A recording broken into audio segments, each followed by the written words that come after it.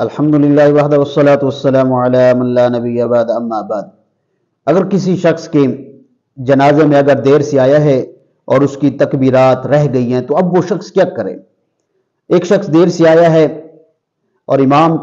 پہلی تکبیر کہہ چکا ہے اور دوسری تکبیر میں اب امام کے ساتھ یہ شخص شامل ہوا ہے، تیسری تکبیر میں امام کے ساتھ شامل ہوا ہے، چوتھی میں شامل ہوا ہے، تو اس کے لیے کیا حکم ہے؟ دیکھیے، اگر امام کے ساتھ یہ شخص آ کر شامل ہوا، اب اس کی پہلی تکبیر نہیں دوسری تکبیر میں یہ شخص آیا ہے تو یہ اپنی تکبیر کہہ کر امام کے ساتھ شامل ہو جائے اور دوسری تکبیر میں جنازے کے اندر جو چیز پڑھی جاتی ہے وہ پڑھے، اور تیسری تکبیر میں آیا ہے تو شامل ہو گیا ہے، تیسری تکبیر میں جو کچھ پڑھا جاتا ہے وہ پڑھے۔ چوتھے جب تکبیر میں شامل ہو گیا، اب 3 تکبیریں اس کی رہتی ہیں، اگر چوتھے میں آ کر شامل ہو گیا تو امام کے سلام پھیرنے کا انتظار کرے، اور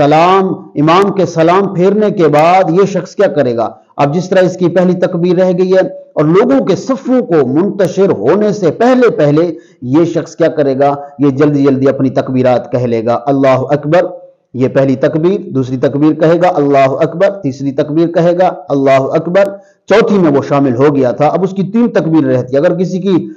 3 تکبیر رہتی تھی تو وہ اسی صورت میں پڑھے گا اور اندر کوئی چیز نہیں پڑھے گا، جلدی جلدی لوگوں کے صفوں کو منتشر ہونے سے پہلے یہ تکبیرات کہہ لے گا، کیونکہ جنازہ کے اندر تکبیرات کا پڑھنا یہ واجب ہے۔